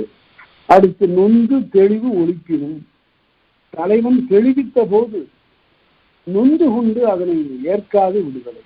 எல்லாம் ஒன்றும் கவலைப்படாத, நம்முடைய காதல் வெற்றி பெறும் என்று சொல்லுகிற போது அதெல்லாம் இப்படிதாங்க நீங்க சொல்லுவீங்க, எனக்கு அச்சமாக இருக்கிறது என்று ஏற்காமல் பேசுதல். அச்சம் நீடினும் தலைவன் ஒரு சந்திப்புக்கும் மறு சந்திப்புக்கும் இடையில கொஞ்சம் இடையீடு காட்டுவானே, ஆனால் அச்சம் அவளை உறுத்தும். பிரிந்த வழி கலங்கினும் அவன் பிரிந்து போகின்ற போது வருந்துவாள். அடுத்து பெற்ற வழி மறியினும் அதற்கு பிறகு அவன் திரும்ப வருகின்ற போது மகிழ்ந்து தோழியிடம் பேசுவார். அடுத்து வருந்தோடிற்கு அருமை கூறி வாயில் கூறினும். இதற்கெல்லாம் பாடல்கள் நிறைய இருக்கின்றன. அதையெல்லாம் சொல்லிக்கொண்டா ஆண்டு கணக்கில் அது போகும். வருந்தோடிற்கு அருமை கூறி வாயில் கூறினும் வருவதற்கு இடையூறாக அமைந்தவற்றை வாயில் கூறினும். இந்த வாயில்ங்கிறது தோழிங்க, தோழியிடம் சொல்லுகிறான். என்ன ஆயிற்று? தோழி சொல்லுகிறான், தோழி நீ ஒன்றும் கவலைப்படாத, வந்துடுவான். எவ்வளவோ இடையில இடர்பாடுகள்லாம் இருக்கும். ஏதோ நேற்று மழை பெஞ்சிருக்கு, நடுவில் இந்த அருவி வெள்ளம் பெருகி ஓடணும், அதை கடந்து வரணும். அப்புறம் இரவுல கொடிய விலங்குகள் எல்லாம் உழவுகிற காடாக இருக்கிறத பார்த்துத்தானே வரணும் என்று தோழி கூறுகின்ற இடத்தில் வரும் தொழிற்கு அருமை கூறி வருகின்ற அந்த தொழிலுக்கு இடையீடுகளை சொல்லி இப்படியெல்லாம் இடையூறுகள் இருக்கும் என்று கூறி தோழி சொல்லுகின்ற காலத்தும் தலைவி கூற்று நிகழ்த்துவாள். எப்படி? நல்லென்றே யாமம் நடு இரவாச்சு இல்லவின்று இருந்து அடங்கினரே மக்கள் எல்லாம் பேச்செல்லாம் ஓஞ்சு போய் எல்லாம் தூங்கிட்டாங்க. முனிவின்று நனந்தலை உலகமும் தூங்கு, உலகமே தூங்குது ராத்திரி. ஓரியான் மன்ற செஞ்சாதார் திருந்தக 6வது பாட்டு. நான் ஒருத்தி தான் தூங்காம இருக்கிறேன். என்ன கொடுமை இது, இந்த உலகத்திலே ஒரே ஒரு உயிர் தூங்காம என்று தோழியிடம் சொல்லுகிறார். இவ்வாறு சொல்லுகின்ற இடத்திலும் கூறிய வாயில் கொல்லாக்காலையும் தலைவனுக்கு சார்பாக பேசுகிறார் இந்த தோழி. அப்படி பேசுகின்ற போது அதனை ஏற்காதம்மன் பேசுவாள். கூறிய வாயில் கொல்லாக்காலையும் தோழி கூறுவது ஏற்றுக்கொள்ளாமல் பேசுகின்ற இடத்திலும் அப்புறம் மனைப்பட்டு கலங்கி சிதைந்தபடி தோழிக்கு நினைத்தல் சார்ந்த அருமறை உயிர்த்தலும். மனைப்பட்டு கலங்கி வீட்டுக்குள்ளார கிடக்கிறார். அம்மா உற்று பார்த்து கொண்டே இருக்கிறாய் உடைய செயல்களை எல்லாம். எங்க போற, ஏன் நிக்கிற, அங்க இங்க பார்க்கிற, இப்படியெல்லாம் பல வகையான தடைகளை கிளப்புகிறாள் இந்த தாய். அந்த இடத்துல அருமறை உயிர்த்தலும், அருமறைன்னா உள்ளத்துல மறைவாக வைத்திருக்கக்கூடிய செய்தியை எடுத்து தோழியிடம் சொல்லுகின்ற இடத்தில் நான் என்ன செய்யும் தோழி. சரித்தொகையில ஒரு அருமையான ஒரு பாட்டு, அதனுடைய கருத்தை நான் இங்க சொல்றேன் பாருங்க. தோழி, நான் காணாமல் உள்ள கடுங்கல்லை வெய்கூற நாணாமற் சென்று நடுங்க உரைத்தாங்க. என்ன ஓமை, என்ன அழகு பாருங்க. ஒருத்த கல்லுக்கடையில போய் யாருக்கும் தெரியாம சாராயத்தை குடிச்சுட்டான். குடிச்சுட்டு வாயெல்லாம் தூய்மை செய்து கொண்டு அப்படியே குடிக்காதவன் போல ரொம்ப நிதானமா வர்றான். ஆனா உள்ள போயிருக்கிற கல்லு சும்மா இருக்குமா? அது தன்னுடைய வேலையை காட்டியது. அவனுடைய உடல் கிளர்ந்தது, மயிர் கூச்செறிந்தது, நல்ல அவனுடைய உடம்புல ஒரு செருக்கை அது உண்டாக்கியது. அப்படின்னு அவன் குரல் மாறுபட அவன் பேச தொடங்கிட்டான். அது மாதிரி காணாமை உண்ட கடுங்கள், யாரும் காணாமல் குடித்த கல்லானது நாணாமற் சென்று நடுங்க உரைத்தாங்க. வெட்கத்தெல்லாம் விட்டுட்டு இப்ப வெளியில போய் எல்லாத்தையும் பேச ஆரம்பிச்சான். அது போல என்னுடைய தலைவன் எனக்கு ஒரு சரம் முல்லை சரத்தை கொடுத்தான். ஒரு காலும் கண்ணியுமாக முல்லை சரத்தை கொடுத்தான். அதை நான் வாங்கினேன். எங்க வாங்கினேன்? அந்த சோலையில அவன் என்னை வந்து சந்தித்த இடத்துல கொடுத்தான். அதை வாங்கி நான் வைத்துக் கொள்ள முடியாது. இது ஏது இந்த பூன்னு கேட்பா அம்மா. அதனால என்னுடைய கூந்தல் பெய்து முடித்தேன் மண், என்னுடைய கூந்தலை அவிழ்த்து அதுக்கு உள்ளார வச்சு கொண்டைய போட்டுக்கிட்டேன். தெரியாம, நீ யாருக்கும் தெரியாதுன்னு நினைச்சேன். ஆனா வீட்டுக்கு வந்த அதை மறந்துட்டேன். மறுநாள் அம்மா என்னுடைய செவிலி தலை வாருவதற்காக என்னை அழைத்த போது அதை மறந்து விட்டு அவள் முன்னாலே நான் உட்கார அவள் தலையை வாரினாள். பூ அன்னை முன் விழுந்தது அன்று அப்பூ, அந்த பூச்சரம் விழுந்தது. உடனே அன்னை நெருப்பு கை தொட்டவள் போல விதிர்த்து எழுந்து, நெருப்ப தொட்டவள் மாதிரி ஏந்திருச்சு. ஐயோ என்ன இது அப்படின்னா, அது என்ன நெருப்பாது? முல்லை மலர் தானே? என்ன இல்ல, இது இந்த பகுதிக்குரிய மலர் இல்லை, இது வேறு ஏதோ ஒரு காட்டுப்பூ. இது எப்படி உன்னுடைய கூந்தலிலே வந்தது? களவு வெளிப்பட்டது. இதைத்தான் சொல்லுகிறாள் தலைவி. இவ்வாறு தன்னுடைய உள்ளத்திலே மறைத்து வைத்திருக்கிற செய்தியெல்லாம் தோழியிடம் குட்டி பேசுகிறாள். உயிரா காலத்து உயிர்த்தலும் உயிர் செல தலைவனோடு தந்திரத்து, அதாவது உயிர் செலங்கிறது அடுத்தபடி. உயிரா காலத்து உயிர்த்தலும் தலைவனோடு தன்னிடத்து ஒருவரும் ஒன்றும் சொல்லாத போதும் கூட தனது ஆற்றாமையால் தானே தோழியிடம் சொல்லி புலம்புகிறார். உயிரா காலத்து, மூச்சு விடாத அந்த காலத்திலும் கூட அடக்கமாக இருக்கின்ற அந்த நிலத்தில் உயிர்த்தல் என்றால் மனத்தை வெளிப்படுத்தி பேசுதல். அப்படி தோழியிடம் பேசுகின்ற காலத்திலும் அவருடைய கூற்று நிகழும். என்ன இப்படி அங்காகுவல்குள் பூங்குடை என்றும் அவல நெஞ்சமோடு உசாவா அவலை மாக்கற்கு இவ்வூரே. அவன் என்ன செய்வா பாவம்? இந்த ஊர் மக்களுக்கு ஏதாவது கொஞ்சமாவது கவலை இருக்குதா? இந்த பெண் ஏன் இப்படி இருக்கிறான்னு யாருமே கேட்க மாட்டேங்கிறாங்களே தோழி, நான் என்ன செய்யறது அப்படின்னு கேட்கிறான். இது குறுந்தொகை 159வது பாட்டு. அது என்ன சொல்லுகிறார்? யாங்காகுவள் கொல் பூங்குழை இன்னும் அவல நெஞ்சமோடு உசாவா. கொஞ்சமாவது கவலைப்படுகிற உள்ளத்தோடு இந்த ஊர் கேட்கணும்ல. என்ன ஒரு பெண் ஒரு மாதிரியா இருக்கிறா, இழைச்சிருக்கிறா, சரியா சாப்பிடுறது இல்லையோ அப்படின்னு கேட்க வேண்டாம். அப்பதானே கொஞ்சம் கொஞ்சமா வெளிப்படும் என்று தன்னுடைய தோழியிடம் அவன் சொல்லுகிறான். அடுத்து உயிர் செல வேற்று வரைவு வரின் அது மாற்றுதற்கு. இந்த நேரத்துல யாரோ அயலார் பெண் கேட்டு வர்றாங்க. அப்ப தோழியிடம் சொல்லுகிறா, யாரோ வர்றாங்களே நம்மளுக்கு தொடர்பு இல்லாதவர்கள், நீ கொஞ்சம் பேசம்மா அப்படின்னு சொல்றான். ரொம்ப அருமையான ஒரு இடம். அக இலக்கியத்தை இப்படித்தான் வளர்த்து கொண்டு போகிறார். அடுத்து வேற்று வரைவு வரி அது மாற்றுதற்கு, அதை மாற்றணும். எப்படி மாற்றுவா? அம்மா உடனே பாக்குறா, சரி நல்ல இடமா இருக்கு. அப்பாவும் சொல்றாரு நல்ல இடமா இருக்கு, நம்முடைய பெண்ணுக்கு இந்த பையனையே இந்த மணமகனையே மனம் முடித்து விடலாம். 10 பொருத்தம் இருக்கு. பிறப்பே குடுமி ஆண்மை ஆண்டோடு உருவு நிறுத்த காம வாயில். பஞ்சாங்கத்தை பார்க்கல, பஞ்சாங்கத்துல இருக்கிற 10 பொருத்தம் இல்லை. பிறப்பே குடுமி ஆண்மை ஆண்டோடு உருவு நிறுத்த காமவாயில் நிறைய அறிவு அடக்கம் அருள் ஆகிய இந்த 10 பண்புகளைத்தான் தொல்காப்பியர் சொல்றார். ஒருவருக்கொருவர் இத்தகைய பொருத்தங்கள் இருக்க வேண்டும். அதெல்லாம் இருக்கு. ஆகவே திருமணம் செய்து விடலாமே என்று எண்ணுகிற போது இவ மாட்டேன்னு சொல்ல முடியல, திருமணம் செய்து கொள்ளுகிறேன் என்றும் சொல்ல முடியல. அப்படி அழுது புலம்புவதை மறைத்து மறைத்து உள்ளம் அப்படியே வெடித்து விடும் போது இருக்கிறது. அந்த நிலையில் அவருடைய உள்ளம், அவருடைய உடல் இழைக்கிறது, கண்கள் மருந்து நிற்கின்றன. உடனே தாய் நினைத்துக் கொள்கிறாள், பக்கத்துல அங்க தோட்டத்துக்கு போனால, திணைப்புணத்திற்கு போனால ஏதாவது அச்சம் தருகின்ற தெய்வம் இவளை தீண்டி இருக்குமோ, குறி பார்க்கலாமே என்று சொல்லிவிட்டு தெருவில் போன குரத்தியை கூப்பிட்டு, இங்க வா, என் பொண்ணுடைய கையை பார்த்து கதனை சொல்லு, ஒரு வகையா மருந்த மாதிரி இருக்கிறா, ஏதாவது சூழ் வேண்டியதோ என்று சொல்லுகிற போது அருமையான ஒரு பாட்டை பாடுகிறான். அகவன் மகளே. அப்பதான் கையாவை நீட்டி இருக்கிறா. யாரு? தலைவி. அவள் குறி சொல்ல வந்த குரத்தி தன்னுடைய மாத்திரை கோலாக அந்த கையில அப்படி கோடு போட்டு பார்க்கிறான். அப்படி எல்லாருடைய கண்களும் அந்த கையே பார்த்து கொண்டிருக்கின்றன. தலைவி கையை நீட்டி இருக்கிறார், தாய் அந்த கையை நோக்கி இருக்கிறாள், குரத்தி அதனை குறி சொல்வதற்காக பார்த்திருக்கிறாள். அப்போது தலைவி மெல்ல நிமிர்ந்து தோழியை பார்க்கிறாள், தோழி தலைவியை பார்க்கிறாள்.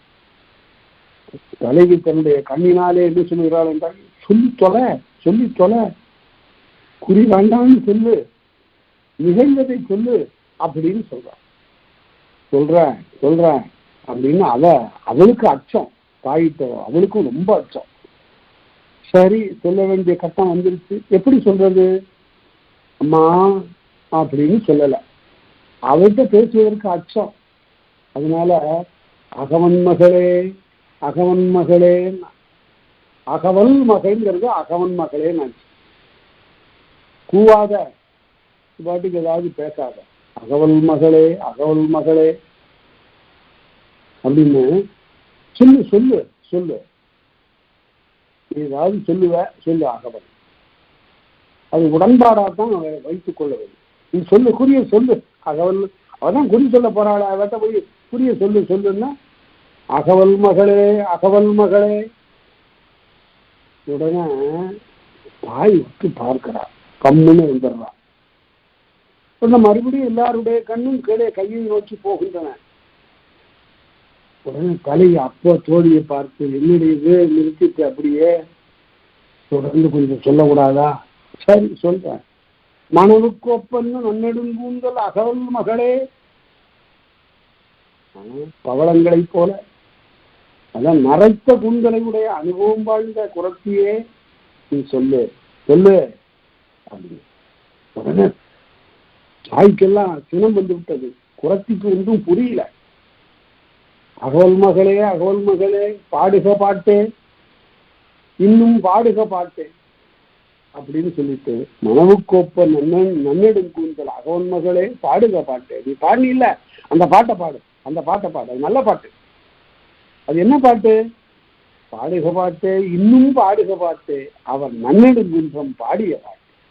அவனுடைய அந்த மலையை பாடல அதே பாடுன்னா அவ்வளவுதான். குறி இன்னமும் வேண்டியதில்லை. யார் அந்த அவன்? அவன்தான், அவனேதான். இந்த அவன்கிற ஒரு சொல்ல வைக்கக்கூடிய இடம் அறிந்து வைத்து ஒரு குறி என்ற அந்த நிகழ்ச்சி நிகழாமலே ஆக்கிட்டா இந்த தோல். படிப்படியா இந்த சொல்ல ஒவ்வொன்றா விளக்கி பேசணும். இந்த வெளியை நிறுத்தி நிறுத்தி பார்க்கணும். அகவல் மகளே அகவல் மகளே அப்படின்னு உடனே நிறுத்தணும். என்ன அப்படிங்க? இல்ல இல்ல ஒன்றும் இல்லை, பாடுக பாட்டு. உடனே இன்னும் பாடுக பாட்டு மாதிரி பாடு பாடு, நீ பாடு பாடு, நீ பாடுமா, நீ என்ன பண்ணுவ, நீ பாடு, இன்னும் பாடுக பாட்டு. மனவுக்கோப்பன்னு நன்னிடும் கூந்தல் அகவன் மகளே பாடுக பாட்டு, இன்னும் பாடுக பாட்டு. அவர் நன்னெடுங்குன்றம் பாடிய பாட்டு. அவருங்கிற சொல்லு வந்த உடனே தாய்க்கு தெரிந்து போய்விட்டது.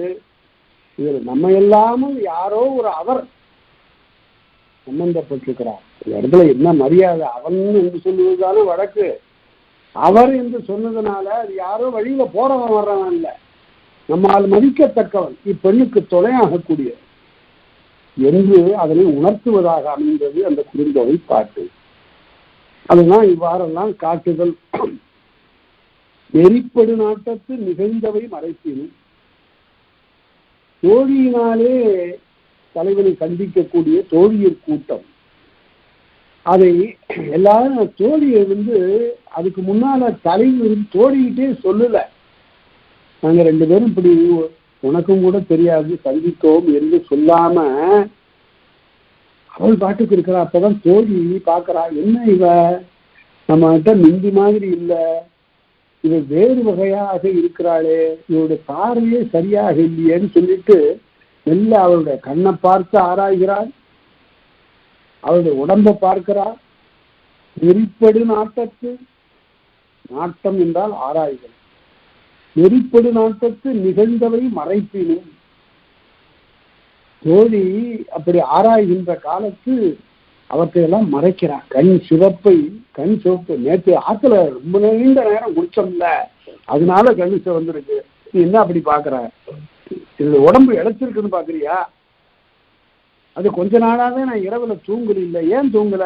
ஒரே பறவைகளோட ஒலி அதிகமா கேட்டுட்டு இருக்குல்ல, அதனால என்றெல்லாம் பேசுகின்ற அந்த பேச்சு கண் சிவப்பு மெய் வேறுபாடு ஆகியவற்றையெல்லாம் மறைத்தம்.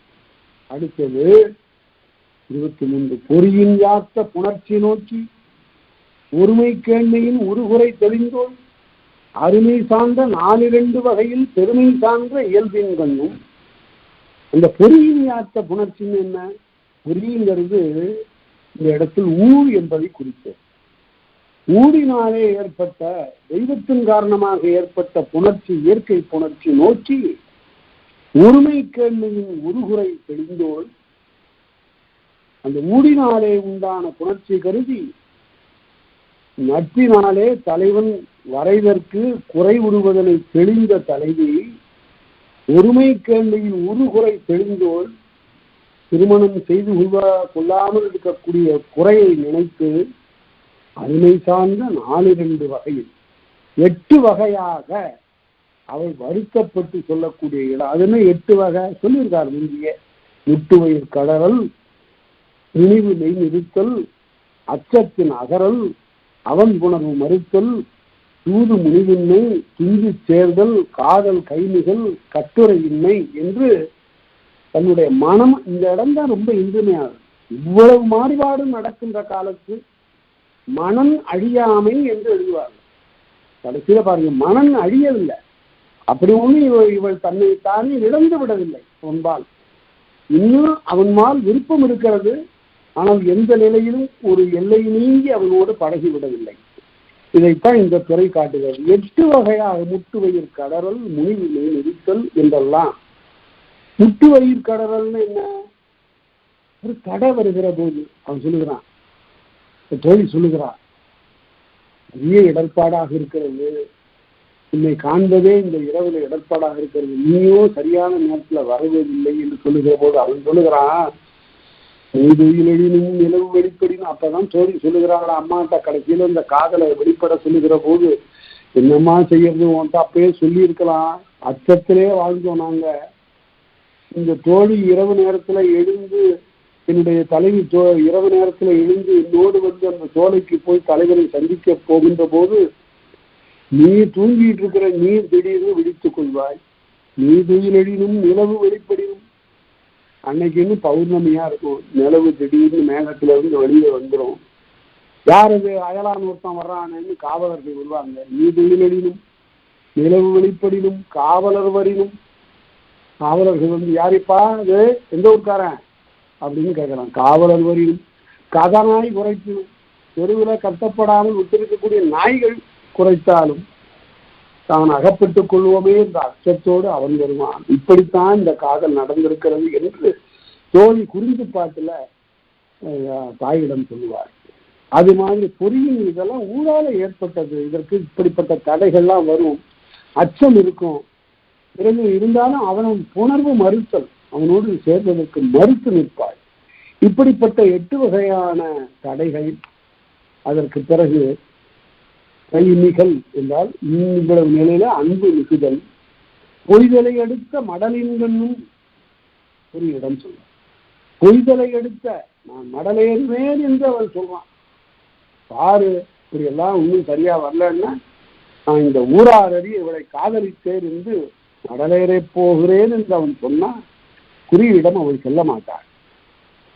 பொய்தலை எடுத்த மடலே, அது பொய்யானது. அவன் அப்படி மிரட்டுகிறான், அவளை விரட்டுகிறான். கையறு தோடி கண்ணீர் துடைப்பினும், தோடி கண்ணீரை துடைக்கின்ற காலத்திலும் அப்போதும் அவள் குறியிடத்திற்கு போக மாட்டாள். வெறியாற்றிடத்து வெறிவின் கண்ணும். நான் சொன்னது போல அகவன் மகளை வெறியாடுவதற்காக நடக்கின்ற முயற்சி, குறி கேட்கக்கூடிய முயற்சி, இதெல்லாம் நடக்கின்ற போதும் தலை இவ்வாறு கூற்று நிகழ்த்துவாள். குறியின் ஒப்புமை மருடற்கண்ணும். தலைவன் செய்த குறியிடத்து வேறொன்றால் மருடுதல். குளத்துல சரியாக இரவு இன்றைக்கு நடுயாமத்துல நான் ஒரு கல்லை போடுவேன், அந்த சத்தம் கேட்டவுன்னா நான் வந்துட்டேன்னு தெரிஞ்சுதான் நான். ஆனால் கல் விடுவதற்கு பதில் பக்கத்திலே கரையிலே இருந்த மாமரத்துல இருந்து ஒரு பழம் இருந்தது, தந்துட்டான்னு நினைச்சுவாங்க. அல்லகுறின்னு பேர் இருக்கு. அல்லகுறிப்பட்டு மருளுதல். தலைவன் செய்த குறியின் ஒப்புமை மருடற்கண்ணும். வரைவு தலைவரினும். ஆக மனம் ஏற்பாடாகிவிட்டது, வரைவு முற்றி அவ்வரைவிற்கு அவனும் இசைந்தான் என்ற நிலையிலும். களவு அறிவுறினும். ஊராரறிய களவு வெளிப்பட்டாலும் அமர் தற்காத்த காரணம் அறிந்தினும். உறவினர்கள் பெற்றோர்கள் அவளை வீட்டை விட்டு வெளியே விடாது அகப்படுத்தி வைக்கக்கூடிய அந்த காலத்திலும் தன்குறி தள்ளிய பெருளாக்காலை வந்தவன் பெயர்த்த வருங்களம் நோக்கி தன்பிழைப்பாக தழி தேறினும். அவ்வாறு தன்குறி தள்ளிய பெருளாக்காலை, வீட்டுல இவ்வளவு சிறை வச்சாச்சு, வந்தவன் பெயர்ந்த வருங்களம், அவன் வந்து பார்க்கறான் காணுமேன்னு. வருங்களம் காலியா இருக்கு இந்த இடம், இந்த நிலைக்கு தானே வருவேன்னு சொல்லியிருக்கிறா, வரலைய என்று நோக்கி தன்பிழைப்பாக தழி தேறினும். ஐயோ, இந்த மாதிரி பிழை நேர்ந்து விட்டதே, என்னால் நேர்ந்ததே என்று சொல்லி வருகின்ற காலத்திலும் கூற்று நிகழும் என்று அருமையான ஒரு இடம் அது. அகராவுக்கு 72வது பாட்டுல வாழ் நடந்தன்ன வழக்கருங்கவல். வாழ் நடந்தன்னு போர் நடந்தது போன்ற ஒரு இடம், அவ்வளவு குழம்பி கிடக்கு ஒரு இடம். அந்த இடத்துல உள்ளுவருக்கும் கல்லடர்ச்சி நெறி நினைத்தாலே நடுங்குது. இப்படிப்பட்ட ஒரு வழியில போய் நடந்து போறதா, மேடும் பள்ளமும் கல்லும் முள்ளுமா கிடக்கு. அவற்றையெல்லாம் கடந்து அருள்புரி நெஞ்சமோடு இவளுக்கு அருள் செய்ய வேண்டும் என்ற உள்ளத்தோடு எஃகு துணையாக ஒரு கையிலே ஒரு வேலை ஏந்தி கொண்டு வந்தோன் கொடியரும் அல்ல. அவன் தவறுடையவில்லை, தந்த நீ தவறுடையும் அல்ல, நீ அவனுக்கு உட்பட்ட நீயும் தவறு செய்யவில்லை. நீவையும் ஆனா அரும்பட செய்த யானே தோழி தவறுகள். உனக்கு துன்பத்தை தந்த நான் தான் தவறுடையேன் என்று தோழியிடம் சொல்லுகின்ற காலத்தில் பேசுவதாக அகநானூறு 72வது பாட்டு சொல்லுது. இப்படி பார்த்தா 3 பேர்கிட்ட தான் இந்த நாடகமே நடக்குது. தலைவன், தலைவி, தோழி. இந்த 3 பேருக்கு இடையில இந்த நாடகம் இடையராது நடந்து கொண்டிருக்கிறது. இது ஒரு அருமையான அகக்கலை நாடகம்.